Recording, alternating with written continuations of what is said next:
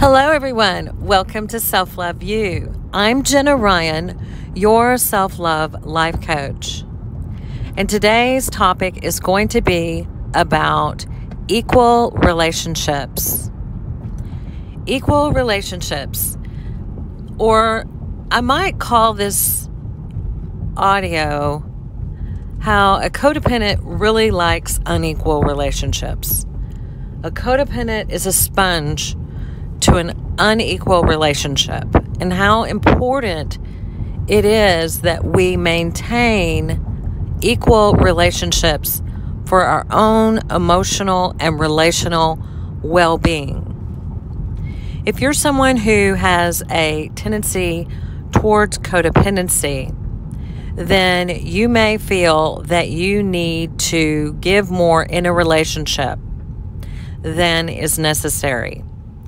And you may also find that at the end of the day, whether you recognize it or not, a lot of times you recognize it, a lot of times you're selfless about it, but people will take advantage of you if you overgive resources, time, money, emotional investment, if you overgive empathy. If you're giving more than your fair share, it sends a message out to the other person in the relationship, no matter what kind of relationship it is.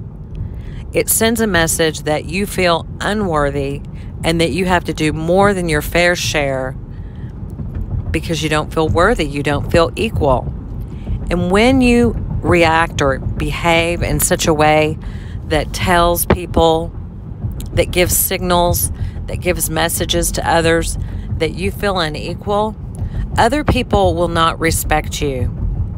And you will be treated in a way that is disrespected. You will be disrespected because you're, first of all, disrespecting yourself. Y'all, all you have to do is go listen to my other work, and you will see the origins. I'm not going to go into the origins. I'm going to talk about the importance of shoring up your relationships today. Waking up to the fact that you are likely in more than one relationship that is unequal. More than one. Because if that's your modus operandi, if that's how you operate, if that's how you truly feel about yourself, then that's how you're going to act, and that's the people that you attract are going to fit the role that you're playing, and you're playing a role, and they're playing a role, and you're being humble and giving, and fawning. That's FHAWN. You're fawning over people. You're giving people the floor. You're not expecting much for yourself, but rather you're giving yourself away. So the other person may get to talk more of the time in the relationship. A lot of times that can be indicative of a relationship that is unequal. The other person's problems may become the main problems in the relationship that you're always trying to fix or help or solve, but never quite get them solved. Or you may be the one to share your problems and thereby subconsciously helping the other person feel higher because you're coming to them with your problems, you're sharing your problems, you're always needing assistance with problems, you can't handle your own problems, so you're telling them your problems, not realizing that actually is putting you in a one-down position, because a healthy, whole individual knows how to handle their own problems, and they don't have to go to someone over and over again pouring out all of their problems and their past mistakes. If you find yourself doing that with someone, stop yourself and realize what you're doing. No one should be sitting around listening to all the negative that's going on in your life. If you have someone that's doing that, you may be taking comfort in that, but at the same time, you're putting yourself beneath that person. There should be equality. You can share your problems with others, but it's not the bulk of the conversations that you have. It's not the bulk of the relationship. And there is also equal sharing involved. The other person is sharing their problems. You're sharing your problems every once in a while, but it's not all the time where you're having a problem that cannot be solved.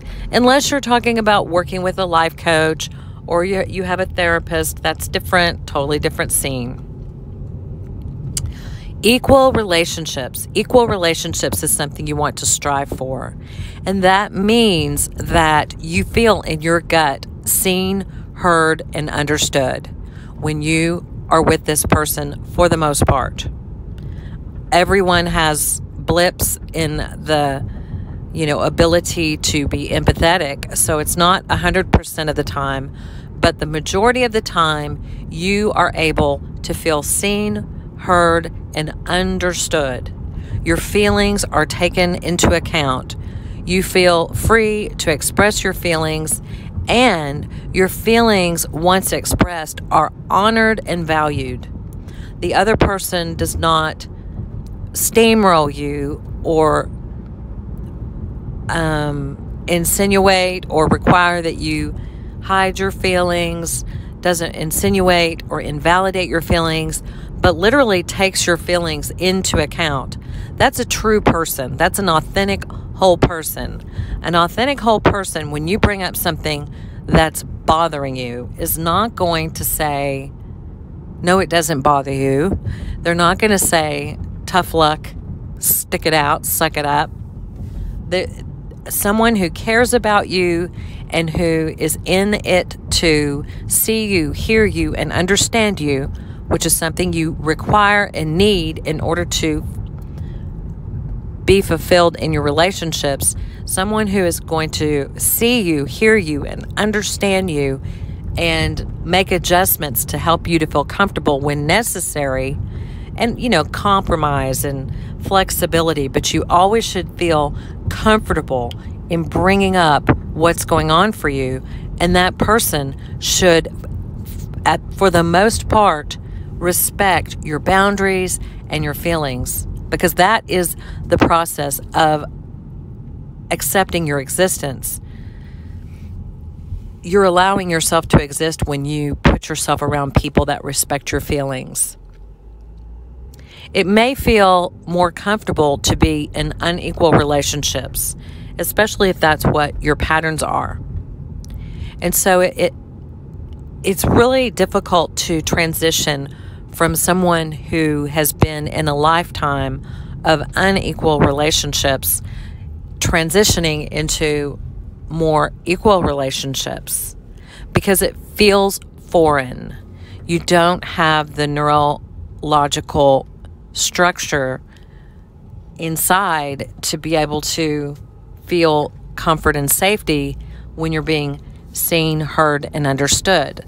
So sometimes it is a stretch outside of your comfort zone to be in a relationship where another person respects your feelings, respects your needs, wants, desires.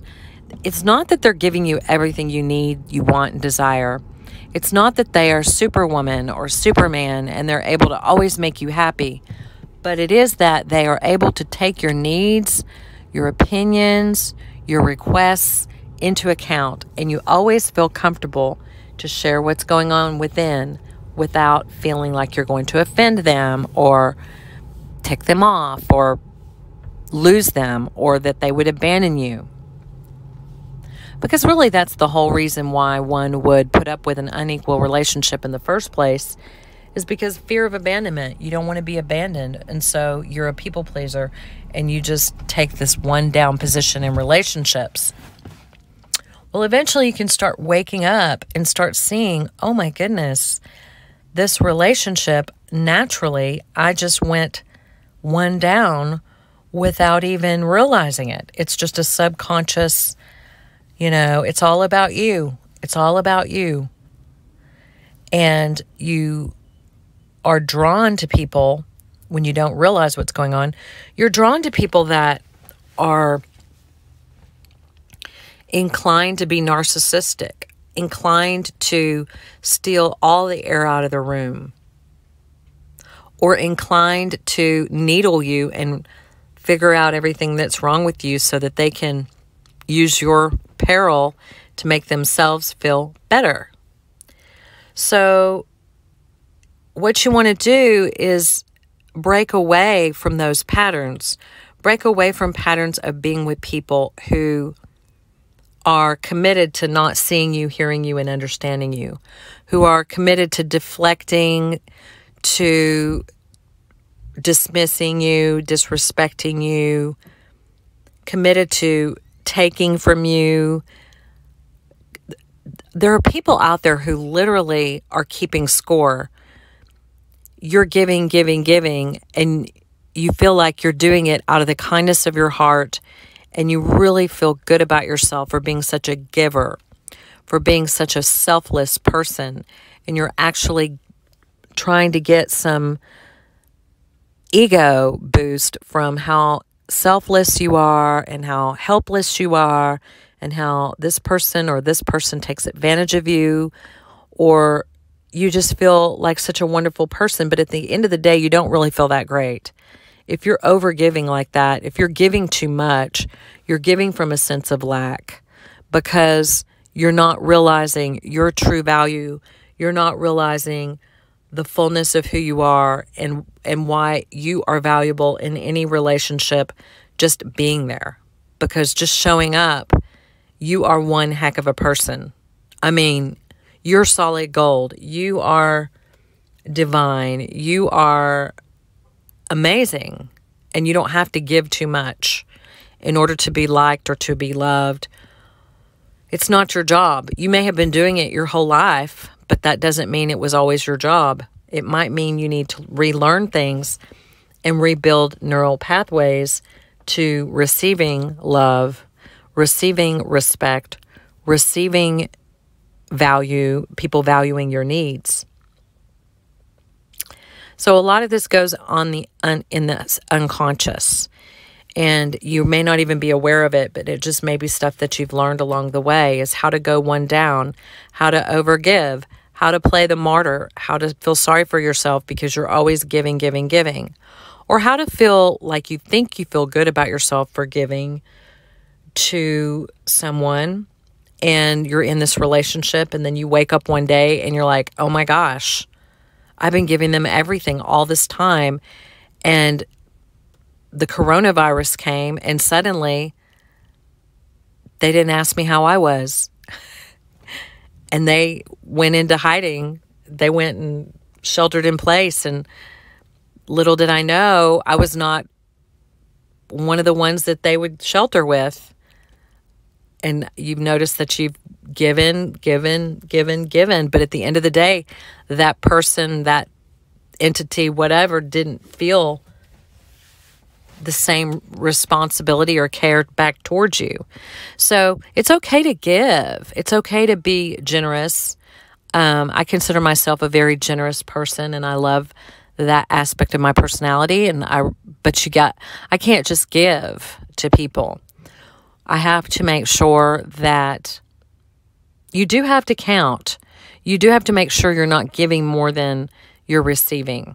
Unfortunately, that may sound a little backwards because that's kind of against some thought processes. However, it's great to be a generous person, but you want to be a good steward of what you have. So a good steward is someone who's not going to give away the barn.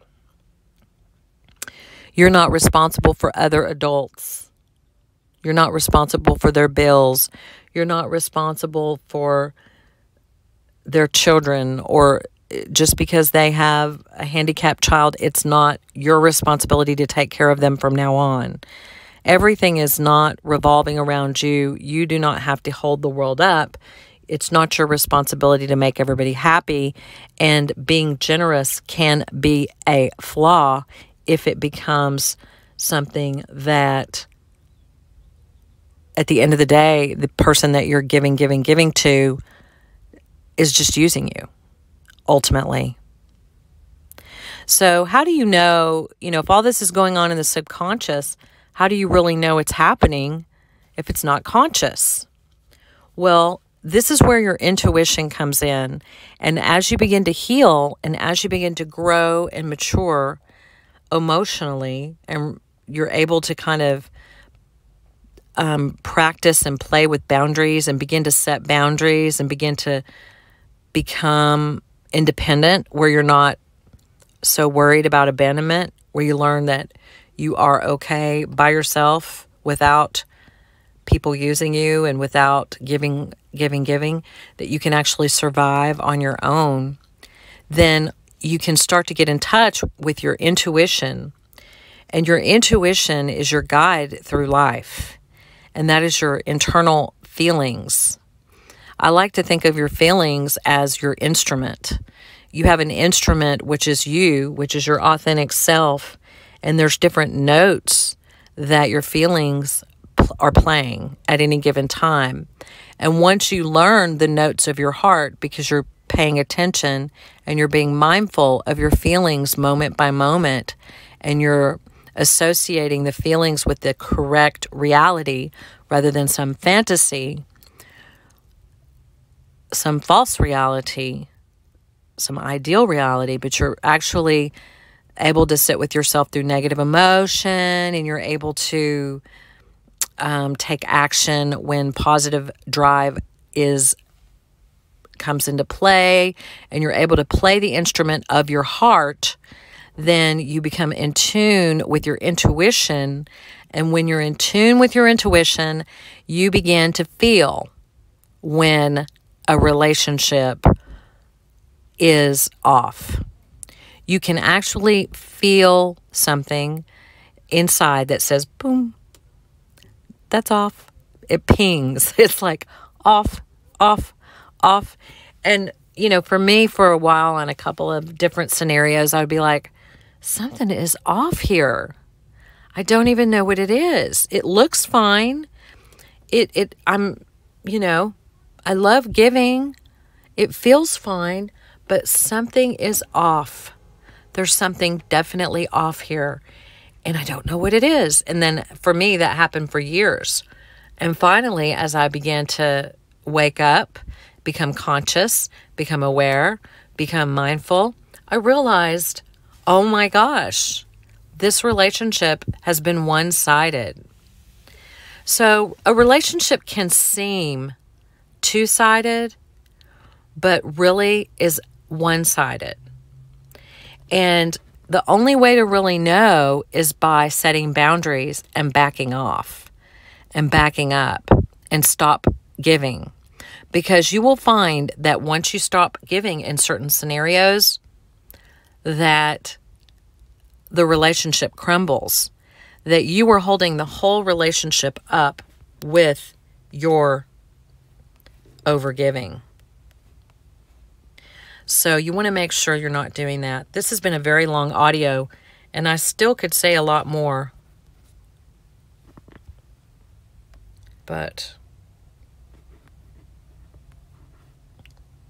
I think I shall draw this to a close. Again, I'm Jenna Ryan with Self Love You. This video has been about a lot of things. Equal relationships, unequal relationships for codependence, learning to become equal in your relationships. And please leave me a comment, like, and share this information. And until next time, I will talk to you soon.